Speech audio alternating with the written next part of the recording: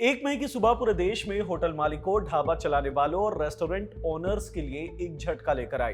Commercial gas cylinder के दाम एक ही दिन में 993 रुपए बढ़ गए हैं। ये सिर्फ एक प्राइस हाइक नहीं है, ये पिछले 20 सालों में 19 किलो वाले कमर्शियल सिलेंडर की सबसे बड़ी सिंगल डे बढ़ोतरी है। किचन वाला सिलेंडर फिलहाल अभी बचा हुआ है, लेकिन खबर इंपॉर्टेंट है क्योंकि इसका असर सिर्फ होटल वालों पर नहीं पड़ेगा। आज शाम जब आप बाहर खाना खाने जाएंगे तब बिल आपको ही चुकाना होगा। तो पहले सीधा फैक्ट सुन लीजिए। 1 मई 2026 से दिल्ली में 19 किलो वाला कमर्शियल सिलेंडर एलपीजी पहले 2078 रुपए 50 पैसे का मिलता था, अब वो 3071 रुपए 50 पैसे का मिलेगा, यानी कि 993 रुपए की बढ़ोतरी। परसेंटेज में देखें तो लगभग 47.8% एक झटके में।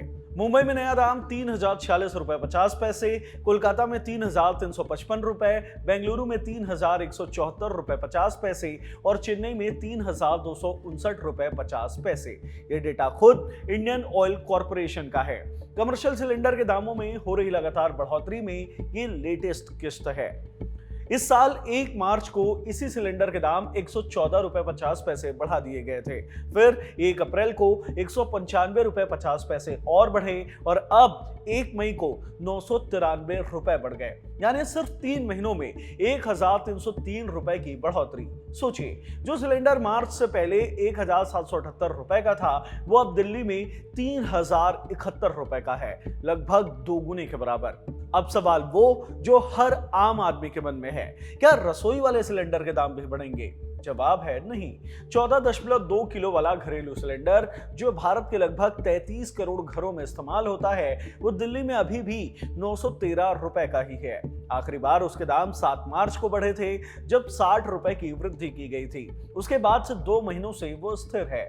पेट्रोल दिल्ली में 94 रुपए 72 पैसे प्रति लीटर और डीजल 87 रुपए 62 पैसे प्रति लीटर, ये भी अनचेंज्ड है। इंडियन ऑयल कॉर्पोरेशन का कहना है कि लगभग 80% पेट्रोलियम प्रोडक्ट्स के दाम नहीं बदले गए हैं। कीमत बढ़ाई गई है तो सिर्फ कमर्शियल सेगमेंट में, जो कुल खपत का 1% से भी कम है। हालांकि कमर्शियल सिलेंडर का असर सिर्फ होटल मालिकों पर नहीं पड़ता। वो सिलेंडर सिर्फ 5 सितारा होटलों में नहीं जाता।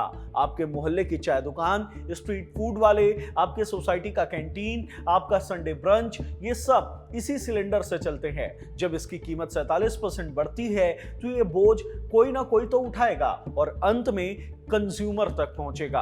आपके समोसे की प्लेट, आपका मसाला डोसा, आपकी बिरयानी, इन सब के दाम बढ़ने का रास्ता यहीं से तैयार होता है। एक और छोटा सिलेंडर है जिसका जिक्र जरूरी है, 5 किलो वाला फ्री ट्रेड एलपीजी यानी FTL सिलेंडर। ये उन प्रवासी मजदूरों के काम आता है जो शहरों में किराए पर रहते हैं और कॉलेज के पास पीजी में रहने वाले छात्रों के काम आता है।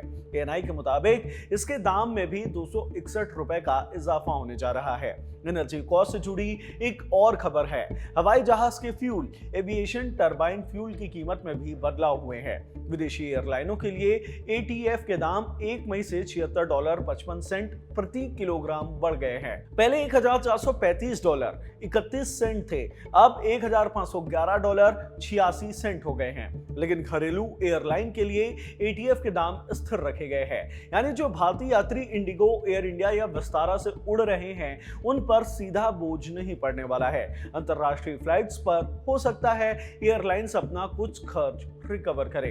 अब एक बड़ा सवाल जो हर किसी के मन में है, ये कब तक ऐसा ही चलता रहेगा? इसका सीधा जवाब किसी के पास नहीं है, लेकिन कुछ संकेत है। ईरान, इजराइल और अमेरिका के बीच तनाव अभी भी बरकरार है। एक सीज फायर अप्रैल में शुरू में लगाया था, लेकिन स्ट्रेट ऑफ हॉर्मुज अभी भी इफेक्टिवली बंद है। मनी कंट्रोल की एक रिपोर्ट के मुताबिक एक वरिष्ठ सरकारी अधिकारी ने नाम न छापने की शर्त पर कहा है कि ग्लोबल LPG सप्लाई चेन को पटरी पर लाने में 3 से 4 साल लग सकते हैं। हालांकि ये ऑफिशियल बयान नहीं है, ये एक इंडिकेशन मात्र है। इस वीडियो में इतना ही, धन्यवाद।